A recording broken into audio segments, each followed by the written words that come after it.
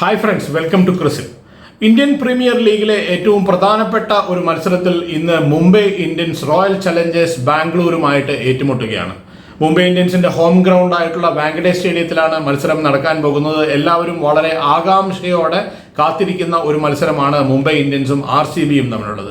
ഇരു ടീമുകളും തമ്മിലുള്ള മത്സരത്തിന്റെ ഒരു പ്രത്യേകത എന്ന് പറയുന്നത് രണ്ട് ടീമിനും വലിയ ആരാധക വൃന്ദം ലോകം മുഴുവൻ ഉണ്ട് എന്നുള്ളത് മാത്രമല്ല, ജസ്പ്രീത് ബുംറ എന്ന് പറയുന്ന ഇന്ത്യയുടെ സൂപ്പർ സ്റ്റാർ IPLലേക്ക് മടങ്ങിയെത്തുന്നു എന്നുള്ള വാർത്തകളാണ് ആരാധകരെ ആവേശം കൊള്ളിക്കുന്നത്. എസ്പെഷ്യലി മുംബൈ ഇന്ത്യൻസിന്റെ ആരാധകരെ സംബന്ധിച്ചിടത്തോളം 4 മത്സരങ്ങളിൽ 3 പരാജയവുമായി നിൽക്കുകയാണ് മുംബൈ ഇന്ത്യൻസ്. അതുകൊണ്ട് തന്നെ ജസ്പ്രീത് ബുംറ എപ്പോഴാണ് IPLലേക്ക് മടങ്ങി വരുന്നത് എന്നുള്ള ചോദ്യങ്ങളാണ് എല്ലാ ആരാധകരുടെ മനസ്സിലും ഉണ്ടായിരുന്നത്. അതിന് ഉത്തരമായിരിക്കുന്നു.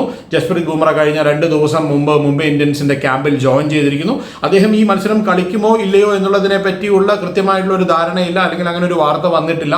പക്ഷെ അദ്ദേഹം ക്യാമ്പിൽ ജോയിൻ ചെയ്തിരിക്കുന്നു. ഏകദേശം കളിക്കും എന്നുള്ള രീതിയിലാണ് കഴിഞ്ഞ ദിവസം അവരുടെ കോച്ചായിട്ടുള്ള മഹേല ജയവർദ്ധനയുടെ പത്രസമ്മേളനത്തിൽ അദ്ദേഹം പറഞ്ഞത്.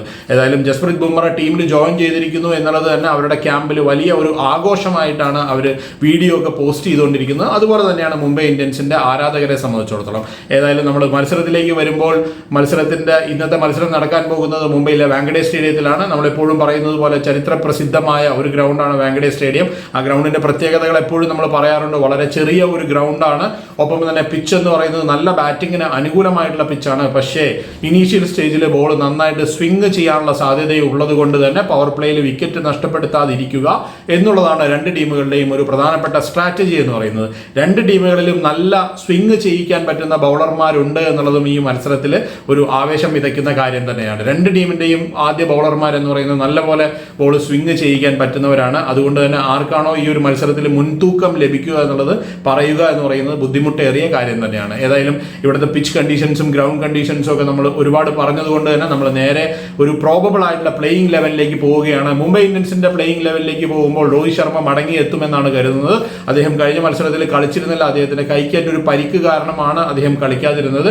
ഈ മത്സരത്തിൽ രോഹിത് ശർമ്മ തിരിച്ചു വരികയാണെങ്കിൽ രോഹിത് ശർമ്മയും റിയാൻ റിക്കിൾട്ടനും തന്നെയായിരിക്കും ഈ മത്സരത്തിൽ അവർക്ക് വേണ്ടി ഓപ്പൺ ചെയ്യാൻ പോകുന്നത്. 1 ഡൗൺ പൊസിഷനിൽ വിൽ ജാക്സനെ തന്നെ വീണ്ടും പരീക്ഷിക്കാനുള്ള സാധ്യതയാണ് കാണുന്നത്. 2 ഡൗൺ പൊസിഷനിലേക്ക് വരുമ്പോൾ സൂര്യകുമാർ യാദവും, 3 ഡൗൺ പൊസിഷനിലേക്ക് വരുമ്പോൾ തിലക് വർമ്മയുമായിരുന്നു. തിലക് വർമ്മയെ കഴിഞ്ഞ മത്സരത്തിൽ അവർ ഒരു അവസാന ഓവറുകളിലേക്കൊക്കെ ആയപ്പോൾ തിരിച്ചു വിളിച്ചിരുന്നു. പക്ഷെ അദ്ദേഹത്തിന് എന്തോ ഒരു സുഖമില്ലാത്തതുപോലെ, ഒരു ആരോഗ്യ പ്രശ്നങ്ങൾ ഉള്ളതുപോലെ ആയിരുന്നു അദ്ദേഹത്തിന്റെ ബാറ്റിംഗ് പ്രകടനം എന്ന് പറയുന്നത്. നല്ല രീതിയിൽ ബാറ്റ് ചെയ്യാനായിട്ട് അദ്ദേഹത്തിന് സാധിച്ചിരുന്നുമില്ല. അങ്ങനെ ഞാൻ പറയാനുള്ള കാരണം അദ്ദേഹം ഒരു ഇമ്പാക്ട് സബായിട്ട് വന്നതുകൊണ്ടാണ്. നല്ലൊരു ഫീൽഡറാണ്. അതുകൊണ്ട് തന്നെ അദ്ദേഹത്തിന് ഇമ്പാക്ട് ഒന്നും ആക്കി ഉപയോഗിക്കേണ്ട ആവശ്യമില്ലാത്ത ഒരാളാണ്. പക്ഷെ അദ്ദേഹം അങ്ങനെ വന്നതുകൊണ്ട് തന്നെ എന്തൊക്കെയോ ചെറിയ പ്രശ്നങ്ങളുണ്ട് എന്നാണ് ഞാൻ വിശ്വസിക്കുന്നത്. നമ്പർ 5 പൊസിഷനിൽ തിലക് വർമ്മയാണെങ്കിൽ നമ്പർ 6 പൊസിഷനിൽ അവരുടെ ക്യാപ്റ്റനായിട്ടുള്ള ഹാർദിക് പാണ്ഡ്യയാണ്. കഴിഞ്ഞ മത്സരത്തിൽ ഒരു 5 വിക്കറ്റ് നേട്ടവുമായാണ് അദ്ദേഹം ഈ മത്സരത്തിലേക്ക് വരുന്നത്. നമ്പർ 7 പൊസിഷനിലേക്ക് വരുമ്പോൾ നമൻദിർ ആണ്. നമൻദിറിനെയൊക്കെ എപ്പോൾ വേണമെങ്കിലും ബാറ്റ് ചെയ്യിപ്പിക്കാൻ പറ്റുന്ന ഒരു താരമാണ്. എക്സലന്റ് ആയിട്ടുള്ള ഒരു ബാറ്ററാണ്. കഴിഞ്ഞ മത്സരത്തിൽ അത് കാണുകയും ചെയ്തതാണ്. കഴിഞ്ഞ മത്സരത്തിൽ അദ്ദേഹം കുറച്ച് നേരത്തെയാണ് ബാറ്റ് ചെയ്യാൻ വന്നത്. നമ്പർ 8 പൊസിഷനിൽ മിച്ചൽ സാന്ത്നർ തന്നെ ആയിരിക്കും. നമ്പർ 9 പൊസിഷനിലേക്ക് വരുമ്പോൾ ദീപക് ചഹർ ആയിരിക്കും. കഴിഞ്ഞ മത്സരത്തിൽ 2 ഓവറുകൾ മാത്രമാണ് ദീപക് ചഹറിന് ബോൾ ചെയ്യാനായിട്ട് സാധിച്ചത്. നമ്പർ 10 പൊസിഷനിലേക്ക് വരുമ്പോൾ ട്രെന്റ് ബോൾട്ട് ആയിരിക്കും. ട്രെന്റ് ബോൾട്ടും കഴിഞ്ഞ മത്സരത്തിൽ 3 ഓവറുകൾ മാത്രമാണ് ബൗൾ ചെയ്തത്. ഇതെല്ലാം തന്നെ ഒരു നല്ല ഒരു സൈൻ അല്ല എന്നുള്ളതാണ് എൻ്റെ അഭിപ്രായം. കാരണം ട്രെന്റ് ബോൾട്ടിനെയൊക്കെ പോലത്തെ ഒരു ബൗളറിന് അദ്ദേഹത്തിന്റെ കോട്ട ഡെഫിനറ്റ് ആയിട്ട് എറിയാൻ പറ്റുന്ന ഒരു ബൗളറാണ്. എന്തുകൊണ്ടാണ് 4 ഓവർ അദ്ദേഹത്തിനെ എറിയിക്കാതിരുന്നത് എന്നുള്ളൊരു സംശയം അപ്പോൾ തന്നെ മനസ്സിലുണ്ടായിരുന്നു. നമ്പർ 11 പൊസിഷനിലേക്ക് വരുമ്പോൾ ജസ്പ്രീത് ബുംറ ആയിരിക്കും. ജസ്പ്രീത് ബുംറ കളിക്കുന്നുണ്ടെങ്കിൽ ഡെഫിനറ്റ് ആയിട്ടും അദ്ദേഹത്തിന് ആ ഒരു പൊസിഷനിൽ ഹോൾഡ് ചെയ്യുമെന്നുള്ളതാണ്. അദ്ദേഹം കളിക്കുന്നില്ലെങ്കിൽ അതിന് പകരമായിട്ട് അശ്വിനി കുമാർ ആയിരിക്കും ആ ഒരു പൊസിഷനിൽ ഉണ്ടാവുക. ആദ്യ മത്സരത്തിൽ നല്ല പ്രകടനമായിരുന്നു അശ്വിനി കുമാറിൻ്റെത്. രണ്ടാമത്തെ മത്സരത്തിൽ പക്ഷേ അദ്ദേഹം നിറം മങ്ങിപ്പോയി എന്നുള്ളതാണ്. ഇനി ഒരു ഇമ്പാക്ട് സബ്സ്റ്റിറ്റ്യൂട്ട് ആയിട്ട് വരാൻ പോകുന്നത് മലയാളി താരമായിട്ടുള്ള വിഘ്നേഷ് പുത്തൂരായിരിക്കും. ഇതാണ് മുംബൈ ഇന്ത്യൻസിന്റെ ഒരു പ്രോബബിൾ ലെവൻ. ഇനി നമ്മൾ RCBയുടെ ഒരു പ്രോബബിൾ ലെവലിലേക്ക് പോകുമ്പോൾ വിരാട് കോഹ്ലിയും ഫിൽ സോൾട്ടുമായിരിക്കും അവർക്ക് വേണ്ടി ഓപ്പൺ ചെയ്യാൻ പോകുന്നത്. വിരാട് കോഹ്ലി എല്ലാ സീസണിലും 400-ൽ കൂടുതൽ റൺസ് നേടുന്ന താരമാണെന്ന് നമുക്കറിയാം. അതുകൊണ്ട് തന്നെ അതൊന്നും ഞാൻ അധികം വിവരിക്കുന്നില്ല. നമ്പർ 3 പൊസിഷനിൽ വരുമ്പോൾ വീണ്ടും ദേവദത്ത് പടിക്കലിനെ തന്നെ അവർ പരീക്ഷിക്കുമെന്നാണ് ഞാൻ പ്രതീക്ഷിക്കുന്നത്. നമ്പർ 4 പൊസിഷനിൽ ടീമിലേക്ക് വരുമ്പോൾ ക്യാപ്റ്റനായിട്ടുള്ള രജത് പട്ടിദാറാണ്. നമ്പർ 5 പൊസിഷനിൽ ലിയാം ലിവിങ്സ്റ്റണും നമ്പർ 6 പൊസിഷനിൽ ജിതേഷ് ശർമ്മയുമായിരിക്കും. നമ്പർ 7 പൊസിഷനിൽ ടിം ഡേവിഡ് ആണ്. അവസാനം വന്ന് കുറച്ച് നല്ല രീതിയിൽ ആക്രമിച്ച് കളിക്കാൻ പറ്റുന്ന ഒരു താരമാണ് ടിം ഡേവിഡ് എന്ന് നമുക്കറിയാം. നമ്പർ 8 പൊസിഷനിൽ കൃണാൽ പാണ്ഡ്യ ആയിരിക്കും. മുൻ മുംബൈ ഇന്ത്യൻസ് താരമാണ്, ലെഫ്റ്റ് ആം സ്പിന്നർ ആണ്. നമ്പർ 9 പൊസിഷനിൽ ഭുവനേശ്വർ കുമാർ ആയിരിക്കും. നല്ലപോലെ സ്വിംഗ് ചെയ്യിക്കാൻ പറ്റുന്ന ബൗളറാണ്. നമ്പർ 10 പൊസിഷനിൽ Josh Hazlewood, again extra ordinary ആയിട്ട് ഒരു ബൗളറാണെന്ന് നമുക്കറിയാം. നമ്പർ 11 പൊസിഷനിൽ യശ് ദയാൽ ആയിരിക്കും. അദ്ദേഹവും ഇതുപോലെ തന്നെ നല്ലപോലെ ബോൾ സ്വിംഗ് ചെയ്യിക്കാൻ പറ്റുന്ന ഒരു ബൗളറാണ്. അവരുടെ ഒരു ഇമ്പാക്ട് സബായിട്ട് കഴിഞ്ഞ മത്സരത്തിൽ അവർ റസിക് സലാമിനെയാണ് യൂസ് ചെയ്തെങ്കിൽ ഈ മത്സരത്തിൽ സുയാൽ ശർമ്മ എന്ന് പറയുന്ന ലെഗ് സ്പിന്നറെ ഉപയോഗിക്കും എന്നാണ് ഞാൻ പ്രതീക്ഷിക്കുന്നത്. ഇതാണ് ഒരു പ്രോബബിൾ ആയിട്ടുള്ള രണ്ട് ടീമുകളുടെയും പ്ലേയിങ് ലെവൽ എന്ന് പറയുന്നത്. ഇനി രണ്ട് ടീമുകളുടെയും ഒരു സ്ട്രെങ്ത്തും വീക്ക്നസും ഒക്കെ പരിശോധിക്കുകയാണെങ്കിൽ മുംബൈയിൽ ബുംറ ഇല്ലാത്ത മുംബൈ ഇന്ത്യൻസും ബുംറയുള്ള മുംബൈ ഇന്ത്യൻസും രണ്ടും രണ്ടാണ് എന്ന് നമ്മൾ എപ്പോഴും പറയാറുണ്ട്. കാരണം ലോകോത്തര ബൗളർമാരാണ്. ഇന്ത്യ എക്കാലത്തും നല്ല ബാറ്റർമാരെയും നല്ല സ്പിന്നർമാരെയും പ്രൊഡ്യൂസ് ചെയ്തിട്ടുണ്ട് എന്ന് നമുക്കറിയാം. ഒരുപാട് മഹാരഥന്മാരായ ബാറ്റർമാർ ഇന്ത്യൻ ടീമിൽ ഉണ്ടായിരുന്നു ഒരു കാലഘട്ടത്തിൽ. സുനിൽ ഗവാസ്കറും സച്ചിൻ ടെണ്ടുൽക്കറും പിന്നെ വിരാട് കോഹ്ലിയും അങ്ങനെയുള്ള മഹാരഥന്മാർ.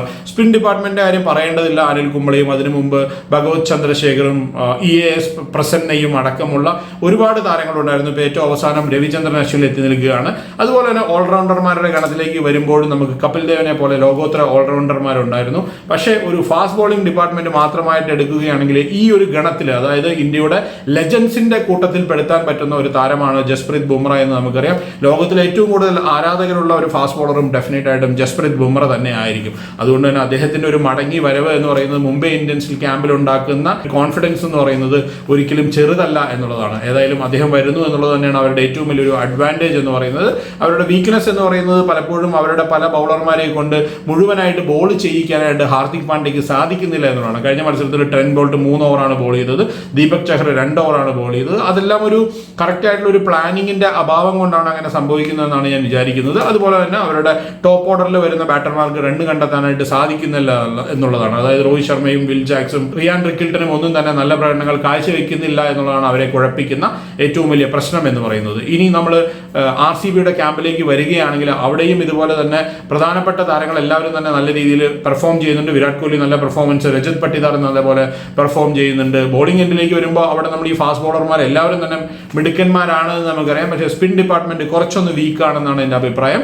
ഒപ്പം തന്നെ ദേവദത്ത് പടിക്കലിന്റെ ഒരു ഫോമും അവിടെ പ്രശ്നം തന്നെയാണ് എന്നുള്ളതാണ്. ഏതായാലും നമ്മൾ കമ്പാരിസൺ നോക്കുകയാണെങ്കിൽ മുംബൈയുടെ ആ ഒരു ഇനീഷ്യലി ബോൾ ചെയ്യുന്ന ബോളർമാർ എല്ലാവരും തന്നെ നല്ലപോലെ സ്വിംഗ് ചെയ്യിക്കാൻ പറ്റുന്നവരാണെന്ന് ഞാൻ പറഞ്ഞു. ദീപക് ചഹറും ട്രെന്റ് ബോൾട്ടും ആണെങ്കിൽ അപ്പുറത്തെ സൈഡിൽ ജോഷ് ഹേസൽവുഡും ഭുവനേശ്വർ കുമാറും യശ് ദയാലുമാണ്. അതുപോലെ മുംബൈ ഇന്ത്യൻസിന്റെ ഏറ്റവും വലിയ ഒരു വജ്രായുധം എന്ന് പറയുന്നത് ഡെത്ത് ഓവേഴ്സിൽ ബുംറയുടെ ബോളിംഗ് പ്രകടനം തന്നെ ആയിരിക്കും എന്നുള്ളതാണ്. ഇതാണ് ഇരു ടീമുകളുടെ ഒരു സ്ട്രെങ്ത്തും വീക്ക്നസും ഒക്കെ നമ്മൾ പറയുന്നത്. ഇനി നമ്മൾ ഫാന്റസി പിക്കിലേക്ക് പോവുകയാണ്. ഫാന്റസി പിക്കിൽ ഞാൻ ആദ്യമായിട്ട് വിൽ ജാക്സിനെ ഉൾപ്പെടുത്തുകയാണ്. ഇങ്ങനെ ഒരു പിച്ചിൽ അദ്ദേഹം സ്കോർ ചെയ്യുമെന്നാണ് എൻ്റെ ഒരു പ്രഡിക്ഷൻ. അതുകൊണ്ട് ഞാൻ അദ്ദേഹത്തിന് എടുത്തിരിക്കുക. സൂര്യകുമാർ യാദവ് എക്സ്ട്രാ ഓർഡിനറി ആയിട്ടുള്ള ഒരു പെർഫോമൻസ് കാഴ്ചവെച്ചിരിക്കുന്നതുകൊണ്ട് തന്നെ സൂര്യകുമാർ യാദവിനെ എടുത്തിരിക്കുന്നു. ഹാർദിക് പാണ്ഡ്യയെ ഡെഫിനറ്റ് ആയിട്ട് എടുക്കണം. രണ്ട് ഡിപ്പാർട്ട്മെന്റിലും ചെയ്യാൻ പറ്റുന്ന ഒരു താരമാണ്. അദ്ദേഹത്തിനെ തന്നെയാണ് ഞാൻ ക്യാപ്റ്റൻ ആയിട്ട് വെച്ചിരിക്കുന്നത്. ട്രെന്റ് ബോൾട്ടിനെയും ജസ്പ്രീത് ബുംറയെയും ഞാൻ എടുക്കുകയാണ്. ട്രെന്റ് ബോൾട്ടിനെ എന്തായാലും എടുക്കണം. ജസ്പ്രീത് ബുംറ കളിക്കുന്നുണ്ടെങ്കിൽ ജസ്പ്രീത് ബുംറ, അല്ലെങ്കിൽ അതിന് പകരമായിട്ട് ദീപക് ചഹർ. ഇതിൽ രണ്ടുപേരിൽ ആരാണോ ഉള്ളത് അതിൽ ബുംറ കളിക്കുന്നുണ്ടെങ്കിൽ 100% ബുംറ തന്നെ ആയിരിക്കും. പിന്നെ മറ്റൊരാൾ എന്ന് പറയുന്നത് നമൻദിറാണ്. നമൻദിറിന്റെ കഴിഞ്ഞ മത്സരത്തിൽ ഒരു ബാറ്റിംഗ് പ്രകടനം അദ്ദേഹത്തിന് അതുപോലെ തന്നെ കുറച്ച് കയറ്റി വിടുകയാണെങ്കിൽ നല്ലപോലെ പ്രകടനം കാഴ്ചവെക്കാൻ സാധിക്കുന്ന ഒരു താരമാണ്. ഇനി നമ്മൾ RCBയിലേക്ക് വരുമ്പോൾ വിരാട് കോഹ്ലിയെ ഞാൻ ഒരു പൊസിഷനിൽ എടുക്കുകയാണ്. ഡെഫിനറ്റ് ആയിട്ടും രജത് പട്ടിദാറിനെ എടുക്കുകയാണ്. രജത് പട്ടിദാറിനെയാണ് ഞാൻ ഇതിന്റെ ഒരു വൈസ് ക്യാപ്റ്റനായിട്ട് വെച്ചിരിക്കുന്നത്. കൃണാൽ പാണ്ഡ്യയെ ഞാൻ ഡെഫിനറ്റ് ആയിട്ട് എടുക്കുകയാണ്. ഭുവനേശ്വർ കുമാറിനെയും ജോഷ് ഹേസൽവുഡിനെയും ഞാൻ ഈ ടീമിലേക്ക് പിക്ക് ചെയ്യുകയാണ്. ഇതാണ് ഒരു ഫാന്റസി പിക്ക് എന്ന് പറയുന്നത്. ഏതായാലും എല്ലാ ആരാധകരെ സംബന്ധിച്ചിടത്തോളം ലോകത്തിൽ ഏറ്റവും കൂടുതൽ ആരാധകരുള്ള രണ്ട് ടീമുകൾ തമ്മിലാണ് മത്സരം നടക്കാൻ പോകുന്നത്. അതും ഐക്കോണിക് ആയിട്ടുള്ള മുംബൈയിലെ വാങ്കഡെ സ്റ്റേഡിയത്തിൽ വെച്ച് നല്ല ഒരു മത്സരം കാണാനുള്ള ഒരു ഭാഗ്യം എല്ലാ ആരാധകർക്കും ഉണ്ടാകട്ടെ എന്ന് ആശംസിക്കുകയാണ്. ഈ മത്സരത്തിലെ ഒരു മുൻതൂക്കം ഡെഫിനറ്റ് ആയിട്ട് മുംബൈ ഇന്ത്യൻസിനുണ്ട് എന്നുള്ളതാണ്. കാരണം അവരുടെ തട്ടകത്തിലാണ് മത്സരം നടക്കാൻ പോകുന്നത്. എനിക്കറിയാം 4 മത്സരങ്ങളിൽ 3 മത്സരങ്ങളും പരാജയപ്പെട്ടിരിക്കുകയാണ്. RCB ആവട്ടെ നല്ലൊരു പ്രകടനം കാഴ്ചവെച്ചുകൊണ്ടിരിക്കുന്ന ഒരു ടീമാണ്. പക്ഷേ വാങ്കഡെ സ്റ്റേഡിയത്തിൽ RCBയുടെ റെക്കോർഡ് എന്ന് പറയുന്നത് ഒട്ടും തന്നെ നല്ലതല്ല. അതുകൊണ്ട് തന്നെ ചെറിയ ഒരു അപ്പർ ഹാൻഡ് മുംബൈ ഇന്ത്യൻസിനുണ്ട്. അവർ ജയിക്കുമെന്ന് തന്നെയാണ് എൻ്റെ പ്രഡിക്ഷൻ എന്ന് പറയുന്നത്. നല്ലൊരു മത്സരം കാണാനുള്ള ഭാഗ്യം എല്ലാവർക്കും ഉണ്ടാകട്ടെ എന്ന് ആശംസിച്ചുകൊണ്ട് നിർത്തുകയാണ്. മറ്റു വീഡിയോ ആയിട്ട് നമുക്ക് വീണ്ടും കാണാം. ബൈ.